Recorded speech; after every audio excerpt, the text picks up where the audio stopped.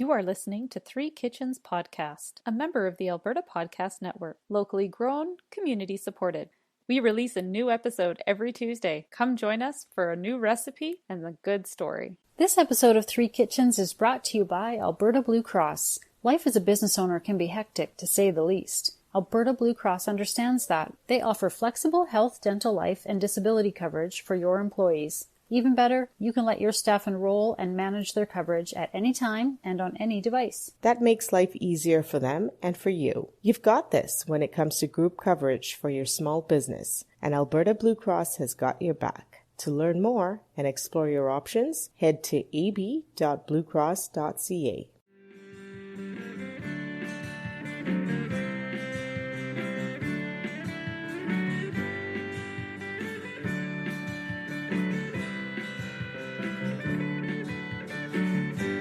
Hello and welcome to today's episode of Three Kitchens Podcast. I am your host, Erin Walker, and I am joined by Heather Dyer and Sarah Soma Sundaram. Hello, ladies. Good morning. Good morning. Your pronunciation went back to sun. Oh, it did. No, that's okay. See, I told you it was a habit. Poor ladies. She's Poor listening ladies. so closely. No, I was just, I was she had so her hands on the surprised counter and last her time. eyes didn't blink. So Yeah, she was like waiting. Sarah, could you not just change your name to suit everyone else in the world? Like, come on. No. It doesn't work like that. All right. Thank you for correcting me. Bad habits are hard to break. Okay, so Heather. Okay, so the other day, Erin and I went to an exhibit called Yyc Bread Stories. And for those who are not local and haven't clued into this yet, Yyc is Calgary. So Calgary Bread Stories. Yyc Bread Stories explores the power of bread, its presence in our community and history, and the many ways it has remained a constant in our lives. So this is a little exhibit that is at the Lougheed House, which is a local museum, historical home. Mm-hmm. And it was set up in the basement, which used to be the family's ballroom, as we discovered. Yeah.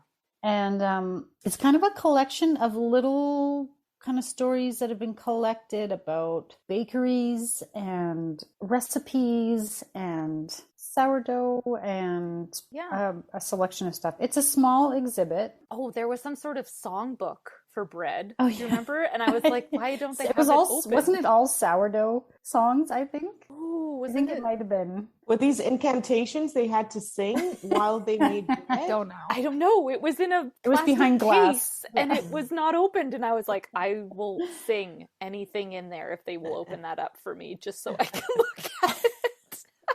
But alas.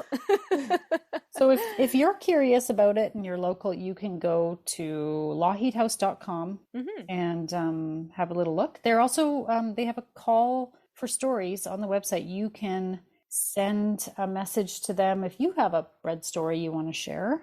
It seems like an ongoing project for sure. Is this exhibit going on for a long time? It's until June 26th. So it's not forever.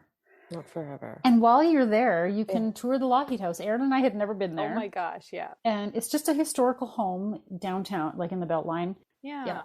And then we tried to figure out, because over time it has been changed and there was an addition put on. There was some... Yeah, they had to update it to safety codes so that people some things were changed. And, and different people owned it. It was owned by the Red Cross. It was like a blood donation clinic or something at one time. And like there's different things that... So there's some changes to the interior layout that we were trying to figure out, like, what the heck is with all these doors and all these rooms? And like, kind of funny. Yeah, but it was fun. It's cool to imagine how people lived back then, right? Like in a house that's still standing. Like, oh, that's the ballroom you said. That's pretty cool that they had parties like that. Yeah. And they have a cafe.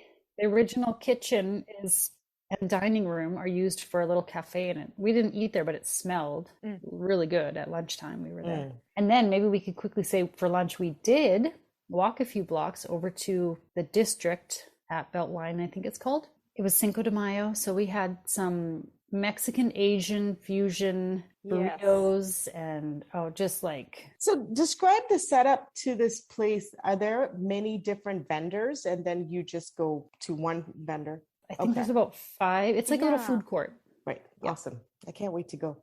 It was delicious. Really good. So when we went to this exhibit, Mm-hmm. so there were all these handwritten recipes, and it made me think of handwritten recipes that I've inherited from my great-grandmother. On your mom's or dad's side, Erin? On my dad's side, let me give you a brief history. So this is not the Oma that we all know of who had the strudel This recipe. is not the German side. This is the other side of the Norwegian side? Yes. Yes, okay. So I am a good mix of Norwegian and German. On my dad's side, my great-grandfather came over from Norway to Canada. Okay. My great-grandmother, she was born in the United States, but she was Norwegian as well, and she lived in a tight-knit Norwegian community in Minnesota, and then moved up to Saskatchewan with her husband, and they farm there. Okay. And I was lucky enough, I grew up with my great-grandmother. She lived to be 99. She was born in 1910. Wow. Yeah. And so when my uncle passed away, there was a bunch of things that he had kept from my grandmother and from my great-grandmother, which kind of came down into my hands. One of those things is this black book that I think was it's very faded and you can't see it, but it says autographs on it. Okay. Great-grandma's little black book. Great-grandma's little black What's book. in there? Just kidding.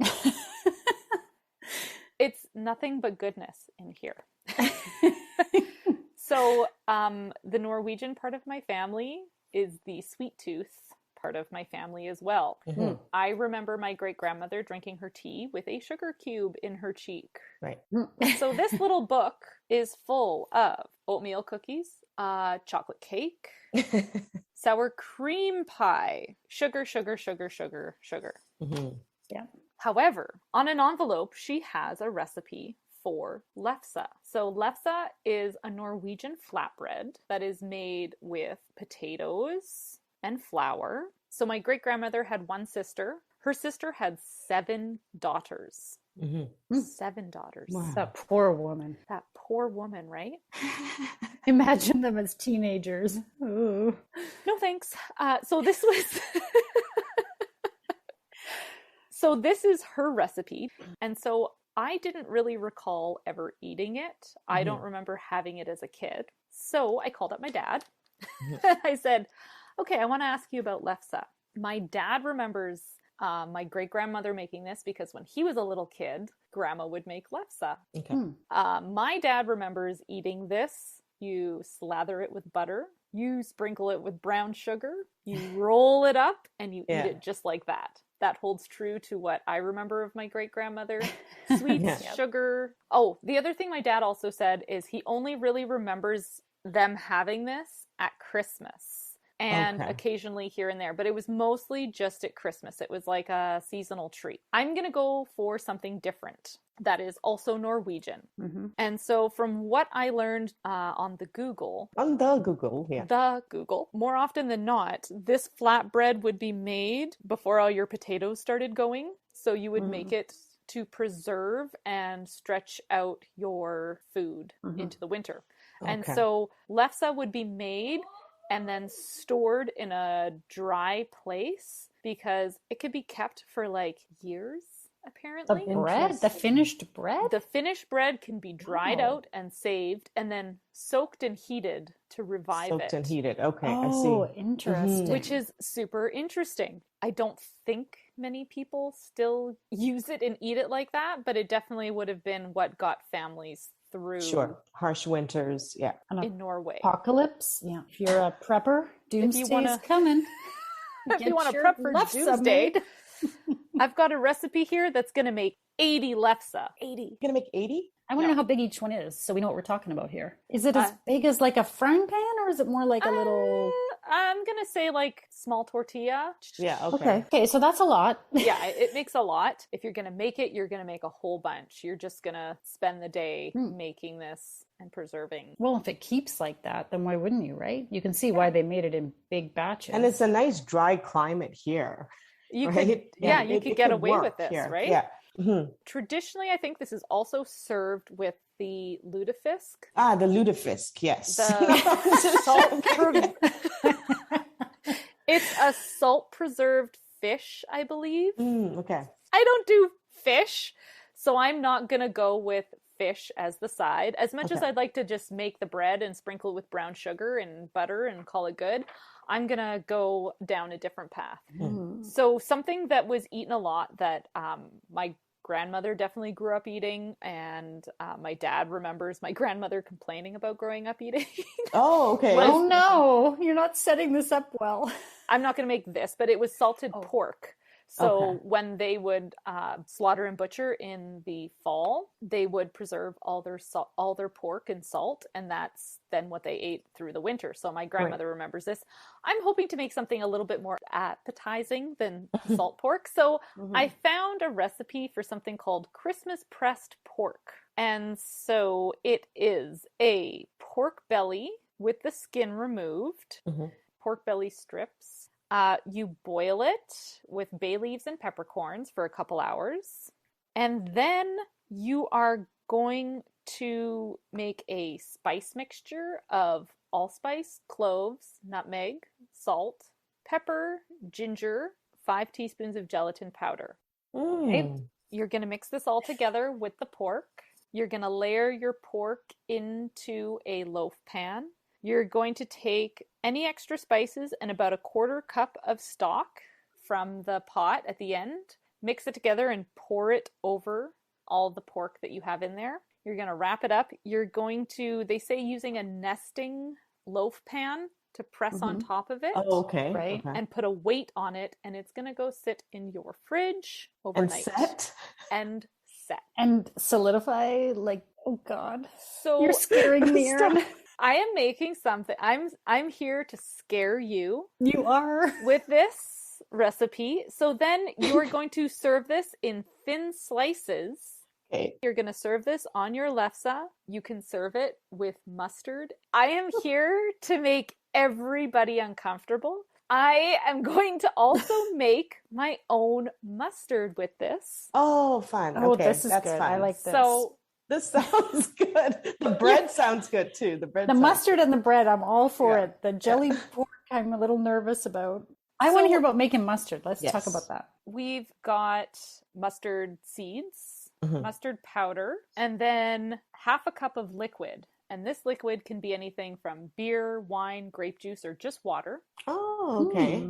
So you are going to pulse up your mustard seeds and your dry mustard. You're going to add in your liquid of choice. You're going to mix it all together, and then you're going to add some vinegar to it. It is suggesting an apple cider vinegar, which I think sounds really good. Mix it up, put it in your fridge, let it sit overnight, and it keeps for up to 6 months, it says. Oh, nice. Okay. Oh, how would you make it spicy, maybe? Oh, you could like add a hot mustard. Horseradish, I bet, would be really good. Anyway, you just refrigerate it. It sounds like an instant, quick, easy mustard that you can make. Have you decided yet what liquid you're going to use? I might try 2. I like a more bitter mustard. I don't like a sweet mustard that much, so I don't think I'll go for the juice. But maybe I'll try a beer and a wine because I really like those flavors. I mean, I'm not a beer person, but my brain is going beer. Like, I think a beer would be really good for the mustard. Yeah. And I won't make you have beets if you don't want. Oh, I will eat beets. I'll take beets on mine. It might help mask the pork jelly. I'm making mystery meat. You are. You really are. It's not mystery meat. Well, we know what's in it. It's not a mystery. Like, I think it's going to be definitely out of our comfort zone. I hope to change some opinions. It might be good. Who knows? I think it comes down to texture because gelatin doesn't taste like anything. So the flavors will still be the flavors. It's that texture that freaks you out, right? Yeah. So hopefully I can get you excited about this. Maybe my lead up here hasn't been the greatest. But oh boy. Listeners, please join us for the second half. And please stick around. Don't leave yet. Don't. Yes. We've got awesome bread and awesome mustard. Homemade mustard. When you talk about boiling meat, it kind of freaks us out a little bit. You know what? I'm going to keep an open mind because I love pork belly. I cook with it all the time. I'm excited and nervous, but excited. That's what this is all about, right?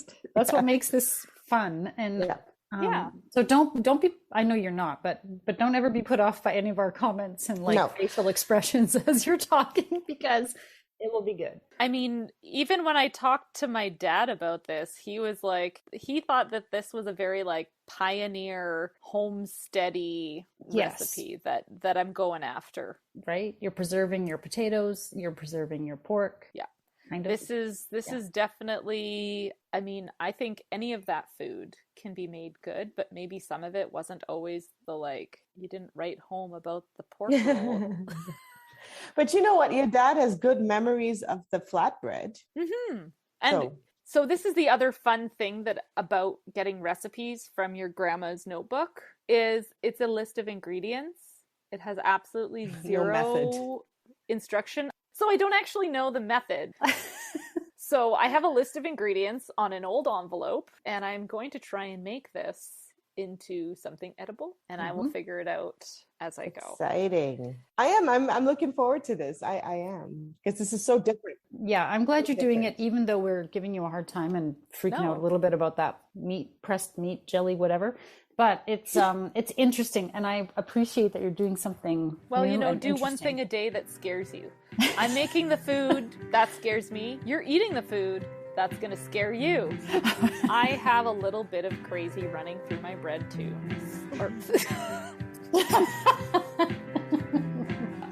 That was a 100% innocent slip. I have crazy running through my blood as well. Okay, well, do not edit that out. Don't get all heavy with the editing on this one, because there's some good gems in here.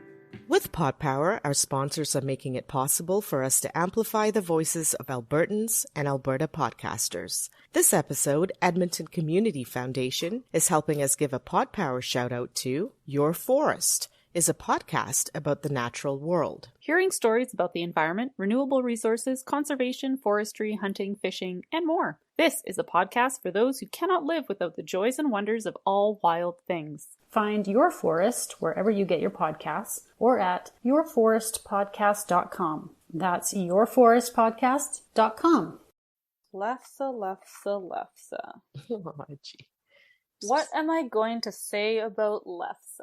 Well, before we get into the dough, let's talk about the two other things that I attempted. Right. And are we going to then critique this right at the end, or one by one? Oh, let's go one by one. I think each needs its own little... We'll try to keep it brief. You can just edit up the tinkle of the ice in our glasses. That's all.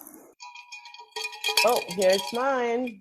Oh, thank you. That was marvelous. I like She spilled on herself. On the table, not on myself. I'm clean. For now. Yes. We'll update you as we continue on here. So the meat product was called... Will you stop calling it a meat product? It's a meat dish. It's a meat product. It's a processed meat. No, but does it sound right? Yes. Okay.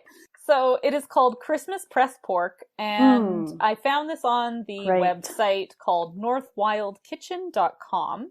They have a Norwegian word that I'm gonna not pronounce. Just try. Let's hear it. Julesylte? Fail. What are you saying? Fail. All right. Well, the Norwegian that I do know, I'm just gonna say Uff-da. And then we're going to carry on. What does Uff-da mean? It's like an exasperation, like a Uff-da. Uff-da. So that's the only Norwegian that I do know. All right. So I did this outside because both of you expressed an aversion to what the smell of boiled pork might be. Yes. And so on that advice, it was a nice day. I have a little side burner on the barbecue. So on popped the pot. It had bay leaves and whole black peppercorns in there. So I did half as much as the recipe calls for, just because I didn't want to make a whole bunch of this if it was terrible. Just in case? Yeah. I'm fearful. I'm cautious going into a new recipe like this. Right. I should talk about the pork that was used. It was a pork belly, skin off, and then sliced. So it kind of looks like bacon slices. Okay, yeah. So the ones that I cut up myself, I don't know, my knife wasn't very sharp. I was struggling with it. So I Hard to think cut. I would have made a better cut on it if it was a little bit frozen, which I didn't really think about. Mm-hmm. Yeah. But I bought a pack of the already sliced stuff. And so the pack of already bought sliced ones, because you can get sliced pork belly, you just pop in like that. That boiled for about 2.5 hours. It was quite soft. It kind of smelled like I was boiling hot dogs. Okay. Okay. Yeah. All right, after you do that, you've got this spice mixture of allspice, cloves, nutmeg, salt, black pepper, ground ginger, and the gelatin powder. You drain out your pork, you sprinkle on the spice mixture, and then they come out in a nice long strip, and you're supposed to lay them in strips. Oh, Okay, you lay it in pan. strips. Okay. Mine was more, I strained out all of the pork and then put it in there because a lot of my pieces fell apart. Okay. Well, you would think. Well, in 2 hours of boiling, I would have thought everything would have fallen apart. Yeah, it was pretty soft. I probably boiled it a bit longer than they recommend because I see it says 1.5 to 2, and I would say I was probably more like 2.5. Okay. I was over 2 hours, but you take enough water so that when you press on the pork, it forms like a log, like the water rises, and then you put a weight on top of it to keep it pressed down as it cools and sets. Okay. So what I did was I put it into my loaf pan with parchment paper and then closed it up. I then took a mason jar of water and put it on top, but it wasn't quite heavy enough to press it down. Right. So I cut out a piece of cardboard and then put the mason jar on top of that to press it a little more evenly. Okay. And then I tied elastic bands around my thing to like really press it on. But it worked great. To compress it almost into a shape. Okay. Yeah, you want it to be like a log that you can cut. Right. Ooh, I let it sit for 2 days in the fridge so that the flavors really came into it. I didn't want to make it like the night before because I thought the longer that the meat and the fat and these flavors and the salts get to like sit there with each other, I think the better it's going to be. So it sat for 2 nights. And now I will put it out to the table. So it's sliced and it stays in these beautiful little slices. But it almost looks marbled, like little chunks make up the slices. Like it was a different, I didn't know what it would look like. And so I couldn't tell from that. I would not have guessed that was strips like laid together. It looked like, I don't even know how to describe, like it's like little pieces all fit together. Yeah. I was trying to figure out like a mosaic what this looked like a little chunks all pressed together. Yeah. Like almost like a cross section of a fruit cake, except it was translucent with all the bits and pieces in it. Oh, yeah. Right? Some white, some, pork colored. Yeah. Some of the darker colors from the spice because they kind of clumped around and there were little pockets of spice in there, and then the fat and I'm assuming the gelée. And a bit of it, but there was not like big mouthful of jelly. No, it really weird. No, it wasn't. I was nervous. I was nervous. Everyone does because they heard me in the first half go, "Oh no, gelatin." I think we were all nervous. We were all nervous. Oh, we were all super nervous. But it really, there was only like the littlest bit. I noticed on like a corner, maybe you'd have a little bit of like a jelly. I don't think that it was a negative thing at all. It wasn't as scary as I thought it was going to be. Yeah. I think it totally worked and it was delicious. And I love the spices. It was subtle. Like I get why it's called Christmas, but it wasn't like, it's not like hit you over the head. This is something you eat at Christmas I think it was time. the cloves for me. Yeah. I really enjoyed it and I was not sure that I would. Yay! Yay!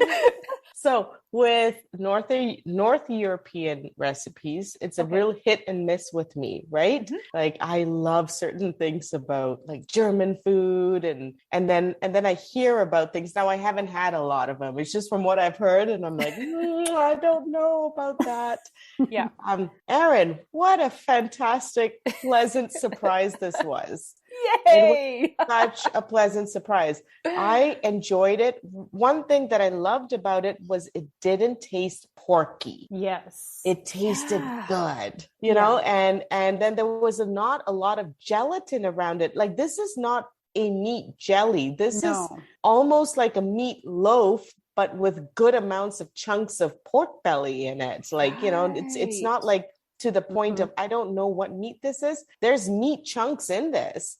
Yeah. And it's just together, but you barely see the gelatin that holds it together. It's very soft. Yeah. Yeah. It cut so nicely. Yeah. But this was a nice solid, but smooth.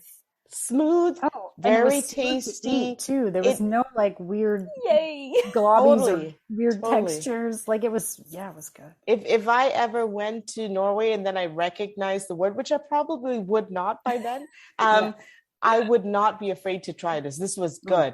It is very Christmassy.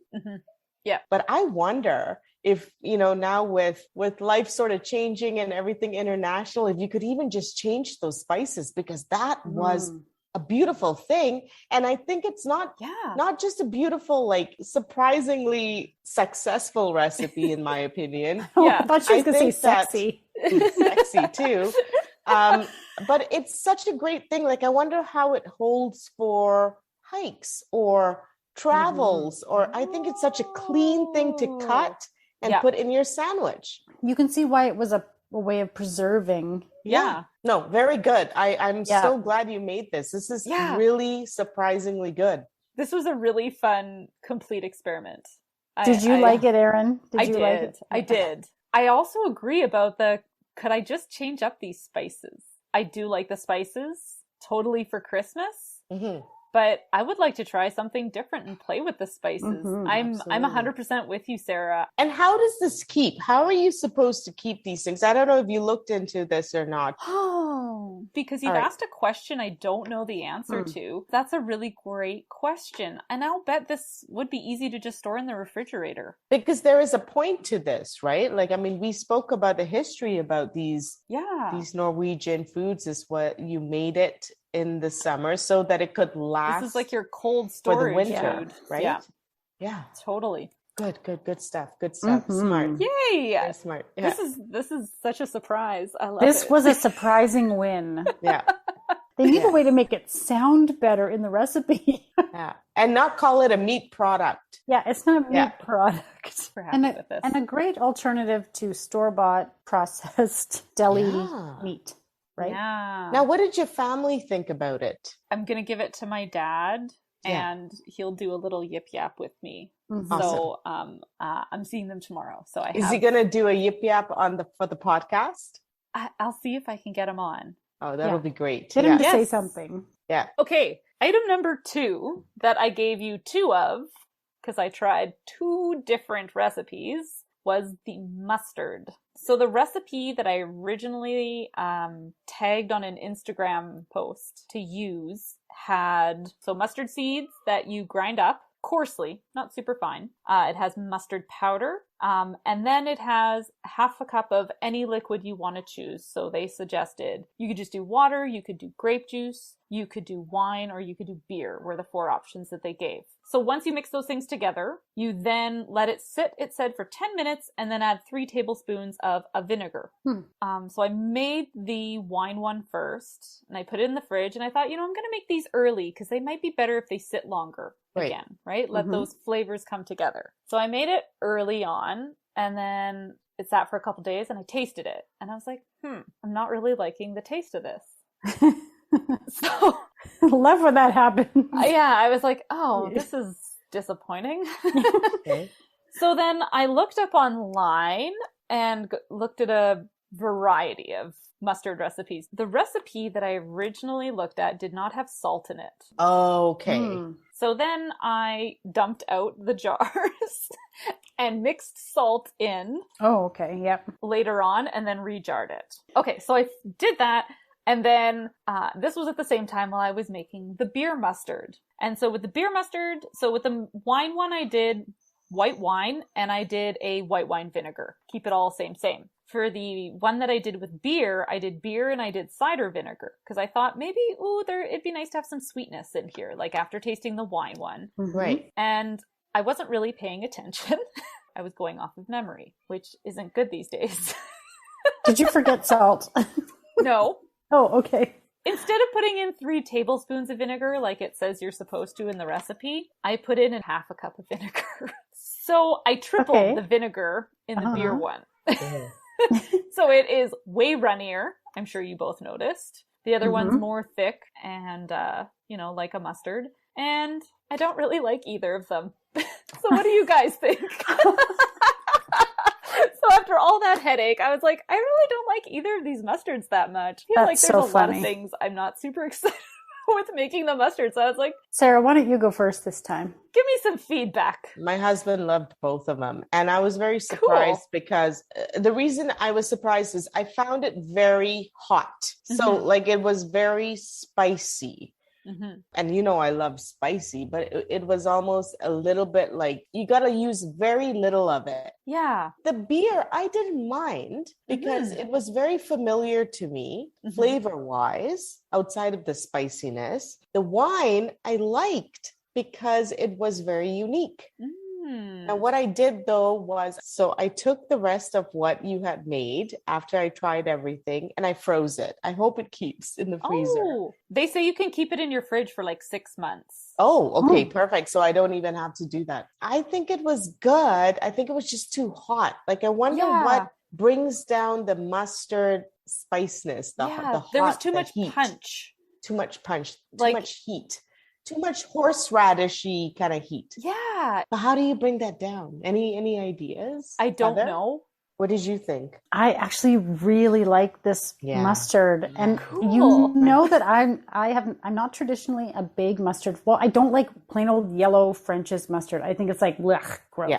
But I have a spicy German mustard that's a hot German mustard that I love on absolutely everything. Yeah. Right. But when I first tasted it, like a speck of it, that's when I texted you right away and said, holy mustard, Batman. Wow, that packs a wallop. Like, that was, to me, it was wasabi. I was like, did she put wasabi in this mustard?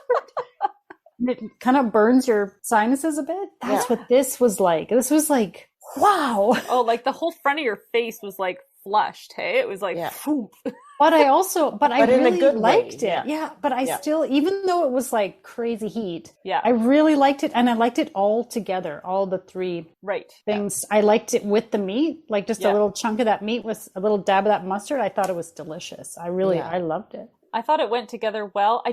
I felt like something was lacking in it. I don't know. No, I didn't feel like anything was lacking in it. I think I felt like something was too spicy. Much of it. Just too much spice. Yeah. So let's do some more post second episode research. Yeah, like what made it so what hot? makes it spicy? So interesting, hey? I didn't know it was going to be like that. Mustard but is mustard hot, on its right? own, I thought like mustard seed is not but crazy a mustard hot. seed isn't hot, and mustard powder is not hot. And then I added a liquid and cider vinegar and salt. I liked it. I think it was really good. I really liked the wine. Which one did you prefer, Heather? I think I like the beer, actually. I like the beer, yeah. Maybe like you said, Sarah, it was kind of familiar flavor. Yeah. Maybe that was what I liked. But I honestly liked both of them. And I liked both of them, yeah. I will eat it. I have it in my fridge and it'll be eaten. I'm already prepping a whole meal around it.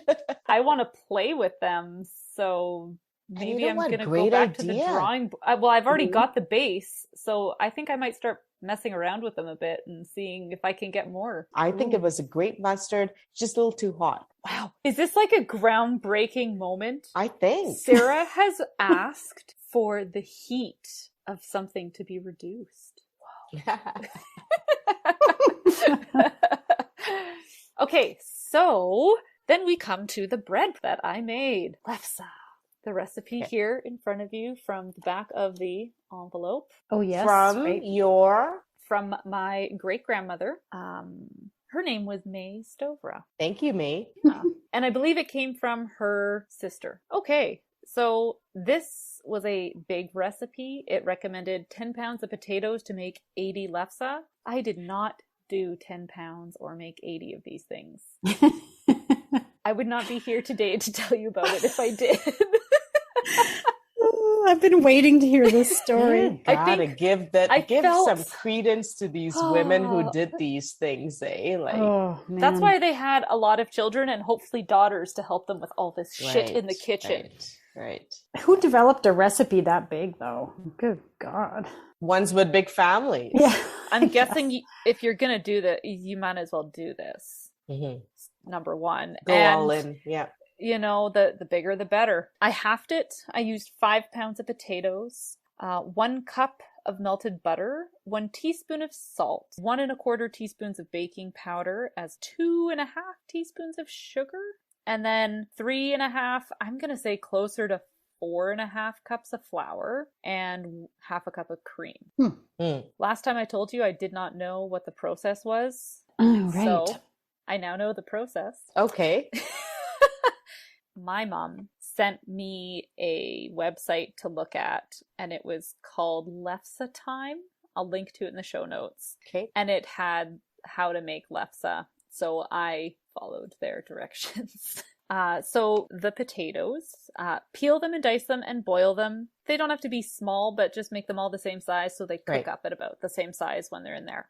Once those are cooked, and I would say that took maybe 15-20 minutes of boiling them in salted water, you drain them and then you rice the potatoes. So are you familiar with a potato ricer? Mm-hmm. I am. I don't own one, but... I don't either, but my mom always made them that way. Yeah, so it's a contraption that you just put your boiled potatoes in, and then it's got a lever that presses down on those potatoes, and then there's a grate with little holes, and you just are pressing your potatoes through that grate and making it so that it's not lumpy or chunky. It makes it even. Nice, a bit like fine. rice. Even texture. Yeah. Exactly. And then you want to mix in, while the potatoes are still warm, the melted butter, salt, baking powder, and sugar. And then you want to let it cool, also known as do this the night before, which I noticed in time, and I did them the night before. Oh, good. Oh, good. Good. Again, if I hadn't noticed that, I would not be here with you today. So the next day in the morning, they've been sitting in the fridge, they solidify a little bit. You want to stir them up so that they get kind of fluffy and mixable again. And so this was something I learned from Chef Michael Smith, is that when you're stirring together doughs and breads, it's often easier to use the handle of the spoon and not the spoon part of the spoon, because you kind of push your ingredients around when you use the spoon part of the spoon. And that can overmix and undermix really unevenly.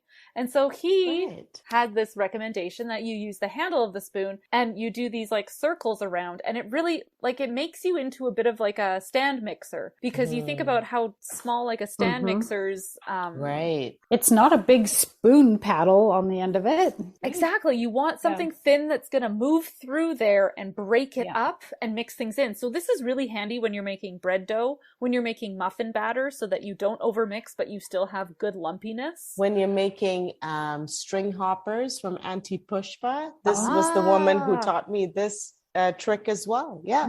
It is so great to use the handle of your spoon to mix together these doughs. And so this worked really good with these potatoes that I had riced and then cooled. You mix in the cream, you mix in the flour, and then you start kneading it together into a dough. I could have looked up 55 YouTube videos and found out what exactly it should feel like and get more information, and I just didn't, because I was covered in flour already. We have pictures, listeners. I don't think I mixed enough flour into this dough is going to be what I think. When it comes to handling this dough. Oh my God, was this hard to do. This was I'm really sad to hear this. challenging because the dough, like the amount of flour that I needed to roll out this dough, I swear to God, I probably went through 7 cups of flour in the end. Like for all of it? Including the 3 that I put into the recipe. Okay. I think, and that's where I'm thinking maybe I didn't add enough flour to my dough because I had to add so much flour to roll it out. Right. Because it would stick to the counter after one push. Right. Okay. And so I was thinking to myself, I was like, geez, this is harder than making the frickin' phyllo pastry that I thought was going to be hard. Like the phyllo pastry was like easy compared to this. And that's when I remembered from that recipe, when I'm dusting my counter in that one, they recommend using a mesh sieve so it evenly coats your counter. So I started doing that, and that started making it a little bit easier because I could get a really even, like you had to have a solid floured counter.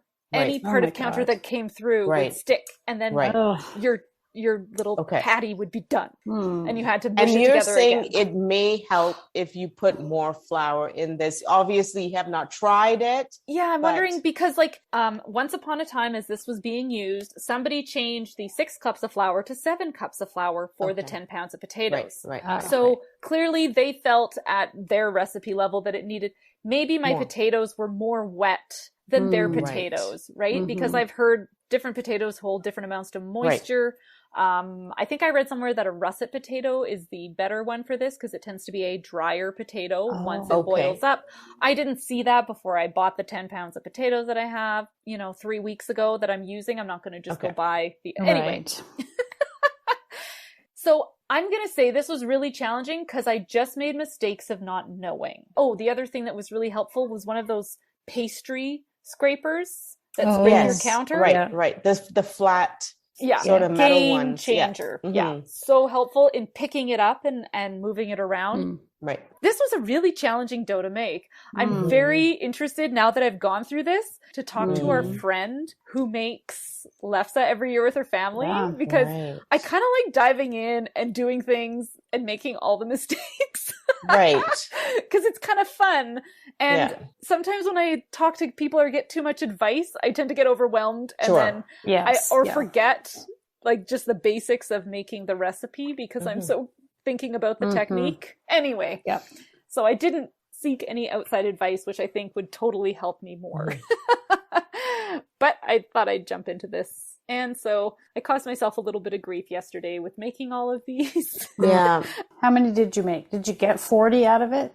Yes, I got 40. The other thing I changed is it's really important to cook it on something flat. I think it would have been a lot harder if I tried to cook it in one of my cast iron pans that has the edges, just because I don't know how scooping under and flipping it would have gone. Right. Yeah. It wouldn't have gone, actually. I can tell you. Right. It would have been a disaster. So I have a pizza stone that I put in my oven, and I was just opening and closing the oven door constantly because it cooked for 2 minutes on one side and 1 minute on the other side, and then out of the oven it went, and then I was rolling, and then I was... And at what heat? At what heat, Erin? So that was also an experiment. This recipe says 350. Lefse time says 500. I was well, thanks for giving me a shot in the dark. So I started at 350. I felt like that was too cool. I went up to 425. That seemed too hot. It was cooking too fast. I got some that were quite crisp. So I settled at about 400. Oh, and that'll work for your smoke alarm not going off, because if I put 500 on my alarm, that's done here. But I did set my smoke alarm off because there was so much flour that was sitting on that pizza stone, which, by the way, was fantastic for cooking these. Totally a great way to do it. But yeah, the pizza stone got covered with flour, and then as the flour was burning around the edges, my fire alarm was going off, and it was just a disaster. So I also didn't do myself any favors by skipping breakfast and drinking only coffee. And then when 2:00 rolled around, I was a little bit angry. She showed up at the school. I was like an animal, is what I said to Heather. I was like, I feel like an animal. She ran up to the car and she had the bag of food for Sarah and me, and she was like, "This has been an awful day." And then she ran away. I was like, "Thank you." Oh no. Oh my God. It was a big, I just didn't have enough time in my day. Yeah. And again, the reason, like you're saying how they would make so many at a time, they probably had a assembly group line of people, even a community of people getting together and making them. It sounds like it's something you do together. What do you think about it? I thought they're great. It's like a thin crepe almost, but drier. Somewhere between a tortilla and a crepe, but less doughy. I don't know. It was like really hard to describe. Less stretchy. Yes. Yeah. I wouldn't say it alone has a whole lot of flavor. I wouldn't have known if there was potato in there or what in there. Honestly, it was kind of just, I mean, it's a blank canvas for sure. It's very, like very, very bland. It's very just a almost tasteless sort of bread. But when you put that meat product in there with some of that hot mustard and roll it up, I was putting everything on there. I had apricot jam and rolled it up. I put peanut butter in there. I did the butter and sugar trick that you said. Yeah. Really worth the effort, I think. Even though it's quite a bland sort of bread, I think you could do so much with it. I am actually leaving some out purposefully and letting it get dry because I'd like to test out the whole soak it in water and heat it up to see how it bounces back, because that's how they say that you can, that's why it was a good bread to preserve. As you had spoken about in the first half of this episode. Yeah. So I'd like to actually test that. Apparently have a lot to get back to you about. So I love flatbread. I love flatbread. For me, it's not about the taste, it's about the texture. So I love very thin flatbread. My new favorite. However, I think after you said about all the effort that went into it, because I was like, why isn't Safeway and freaking Co-op and Superstore doing this bread? Yeah. I loved the texture. This is that kind of thinness that I like in even Indian breads. Like it seems like it's really hard to do. It's so thin. We could see the disappointment on Sarah's face when you talked about how it was like so much, so difficult. She's like, you know what? No. Maybe difficult's the wrong word. I definitely was time strapped. I tried to do this. You